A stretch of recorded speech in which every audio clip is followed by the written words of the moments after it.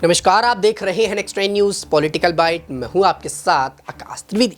कमलनाथ के बीजेपी में जाने वाली बात को लेकर अब चर्चाएं और ज्यादा तेज हो गई हैं। बता दें कि जिस प्रकार से कमलनाथ ने बीजेपी में जाने का बड़ा फैसला किया और यहां पर न सिर्फ कमलनाथ बल्कि अपने बेटे नकुल नाथ को और अब उनकी पत्नी प्रिया नाथ को लेकर भी चर्चाएं तेज हो गई हैं कि पूरा परिवार दल अब बीजेपी के साथ जुड़ जाएगा, क्योंकि यहां पर बीजेपी के साथ जाने से कहीं ना कहीं कमलनाथ को फायदा नजर आ रहा है। क्योंकि कमलनाथ इतने सालों से कांग्रेस के साथ रहे और अचानक कांग्रेस पार्टी के मुखिया ने, कांग्रेस पार्टी के अध्यक्ष ने ये बड़ा प्लान बनाया कि कमलनाथ को उनके पद से हटाना है, जीतू पटवारी को उनके पद पर बिठाना है। तो कहीं ना कहीं जीतू पटवारी के अध्यक्ष बनने की बात को लेकर कमलनाथ पूरी तरह से नाराज हुए और कमलनाथ ने फैसला किया कि ऐन वक्त पर पलटी मारेंगे। अब दर्शकों, इस बात की भी चर्चा तेज है कि जैसे ही नीतीश कुमार ने पलटी मारी, कमलनाथ को एक सोर्स मिल गया, कमलनाथ को एक आइडिया मिल गया कि किस तरह से बीजेपी में जा सकते हैं और अपनी पार्टी को नदारद किस प्रकार से कर सकते हैं। हालांकि इस बात को लेकर उनके पार्टी के तमाम नेता बातों को साफ रख रहे हैं कि नहीं, वो कांग्रेस में नहीं जा रहे, वो महज एक छलावा है जो दिखाया जा रहा है,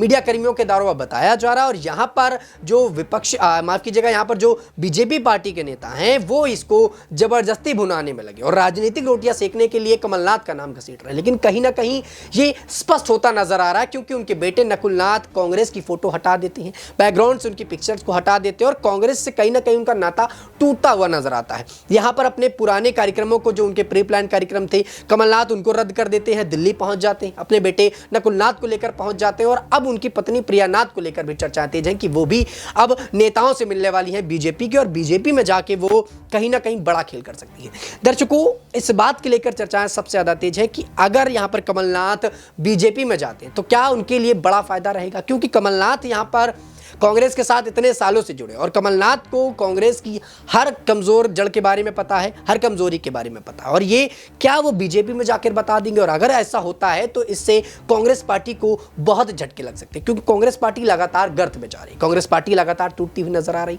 इसके साथ ही दर्शकों, आपको बता दें कि कमलनाथ से जो कांग्रेस का रिश्ता है वो बहुत पुराना है। बताया जाता है कि इंदिरा गांधी के तीसरे बेटे माने जाते हैं। यहाँ पर संजय गांधी के साथ वो स्कूल में पढ़ा करते थे और स्कूल की दोस्ती राजनीति तक आ गई और इतना करीब हो गए कांग्रेस के कि आज भी परिवार की तरह कमलनाथ को देखा जाता है। लेकिन अचानक यहां पर राजनीतिक कारण हो या व्यक्तिगत कारण हो, लेकिन कमलनाथ बीजेपी में जाने की सुगबुगाहट तेज हो गई है। दर्शकों, जिस प्रकार से कमलनाथ बीजेपी में जाने को लेकर अपनी अटकलों को साफ नहीं कर रहे हैं, ये स्पष्ट रूप से बता भी नहीं रहे कि वो बीजेपी में जा रहे हैं और ये नहीं भी बता रहे कि वो नहीं जा रहे, तो कहीं ना कहीं जो अटकलों का बाजार है वो तेज है और कमलनाथ को लेकर चर्चाएं तेज हैं कि कमलनाथ आखिर किस तरफ जाएंगे, क्योंकि लोकसभा का चुनाव एकदम नजदीक आ गया और यहां पर कमलनाथ का कांग्रेस से जाना कांग्रेस के लिए एक बड़ी हार सा होगा, क्योंकि भले ही कांग्रेस यहां पर हार का ठिकरा कमलनाथ पर फुट रही, लेकिन कमलनाथ उनके पार्टी के एक पिलर के तौर पर देखे जाते हैं और ऐसे में उनका अगर एक पिलर हटता है तो कहीं ना कहीं पूरे कांग्रेस पार्टी की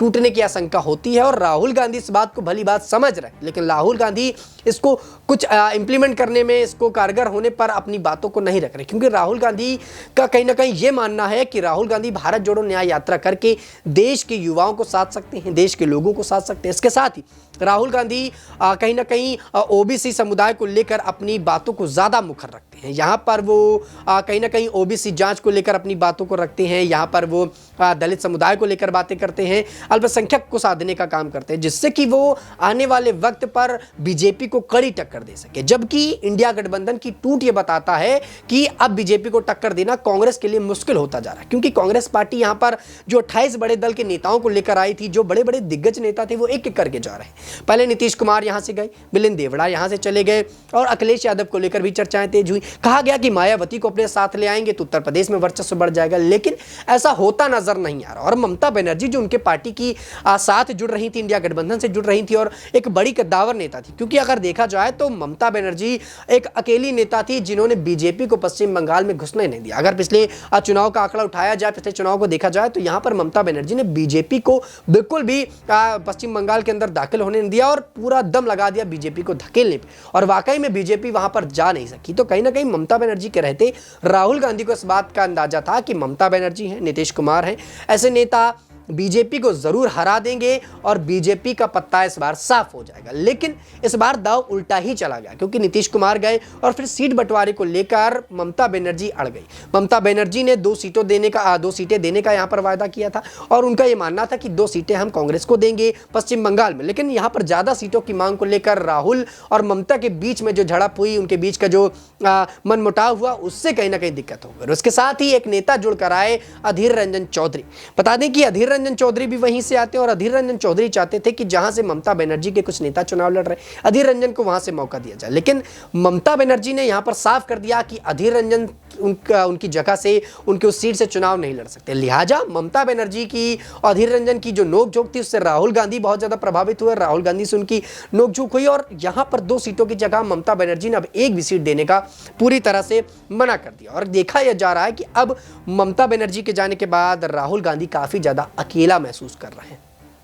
दर्शकों, अब देखना होगा कि कमलनाथ भी अगर चले गए तो फिर यहाँ पर कांग्रेस पार्टी का क्या होगा और क्या राहुल गांधी उनको मनाने में सक्षम हो पाएंगे और क्या राहुल गांधी ये स्पष्ट कर पाएंगे कि कमलनाथ कहीं नहीं जा रहे, क्योंकि अब पूरी तरह से साफ हो रहा है। 12 से 14 विधायकों की बातें की जा रही कि ये विधायक अब कहीं ना कहीं कमलनाथ के साथ बीजेपी में जा सकते हैं और विधायक दल अगर उनके साथ जाता है तो लोकसभा चुनाव हो, विधानसभा चुनाव हो, कांग्रेस को तमाम झटके देखने को लगातार मिल सकते हैं। दर्शकों, अब देखना यह होगा कि क्या कमलनाथ यहाँ पर बीजेपी में जा रहे हैं या महज एक प्रोपेगेंडा चला रहे हैं जिससे कि कांग्रेस पार्टी उनको जो उनका ओहदा छीना गया उनको वापस मिल जाए और कमलनाथ की पार्टी के अंदर जो इज्जत थी, पार्टी के अंदर जो उनका ओहदा और रुतबा था, वो वापस मिल जाए। फिलहाल के लिए इतना ही। देश दुनिया की तमाम खबरों से जुड़े रहने के लिए आप देखते रहिए नेक्स्ट न्यूज़ पॉलिटिकल बाइट।